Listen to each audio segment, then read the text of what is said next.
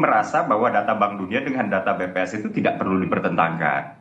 Jadi tujuan dari data Bank Dunia ini adalah memang untuk melakukan komparasi internasional, komparasi antar negara, untuk menangkap global poverty, itu bukan untuk menangkap potret kemiskinan di masing-masing negara. Oleh karena itu Bank Dunia menyeragamkan nih, mau dia dulu $3 kayak garis kemiskinannya, nggak lama kemudian diganti lagi menjadi $6, nggak lama kemudian diganti lagi menjadi $8. Silakan untuk dibuat sebagai bahan exercise menurut standar kemiskinan Bank Dunia, ya. Tapi satu hal yang harus diingat, kalau misalnya kita memakai standar kemiskinan yang sama di semua negara di dalam satu kategori, ya, ini cara tersebut tidak bisa menangkap karakteristik lokal, apalagi tidak bisa menangkap potret kemiskinan di suatu negara. Tentu saja misalnya ya, harga beras di sini dengan di Amerika Serikat berbeda.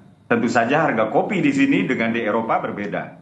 Tentu saja harga tempe di sini dengan di Australia berbeda. Nah, hal inilah yang tidak bisa ditangkap oleh data Bank Dunia tadi. Itu ya. Nah, apa yang menjadi kelemahan dari data Bank Dunia ini justru menjadi kekuatan data BPS, karena memang data BPS itu didesain untuk tujuannya adalah menangkap profil kemiskinan di Indonesia. Jadi data BPS itu ada dua komponen garis kemiskinan, ya. Garis kemiskinan makanan 2.100 kalori.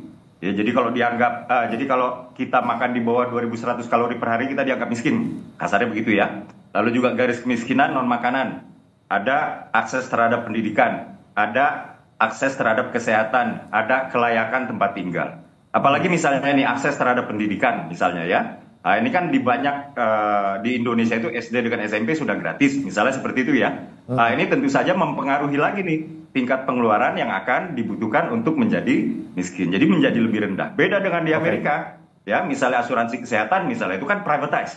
Nah, itu jadi lebih tinggi lagi. Nah, hal ini yang tidak ditangkap oleh data Bank Dunia, tapi ditangkap oleh BPS. Nah, setelah dua komponen garis kemiskinan tersebut dihitung, lalu kemudian dilebur menjadi satu dan dikonversi menjadi nominal dengan harga di Indonesia. Maka lahirlah garis kemiskinan di Indonesia yang dirilis oleh BPS. Jadi sudah lama sebenarnya ya, sudah lama Bank Dunia mengeluarkan data, sudah lama BPS mengeluarkan data, dan di data Bank Dunia tersebut, ya, ini juga harus kita lihat dirilisnya, itu disebutkan bahwa a country's poverty line is far more appropriate for underpinning policy dialogue and targeting the poorest. Jadi garis kemiskinan versi masing-masing negara itu sebenarnya lebih appropriate, lebih tepat ya, dipakai untuk diskusi kebijakan, dialog kebijakan, dan menyusun program-program yang menyasar kepada kelompok-kelompok termiskin gitu. Jadi nggak ada yang perlu ditentangkan.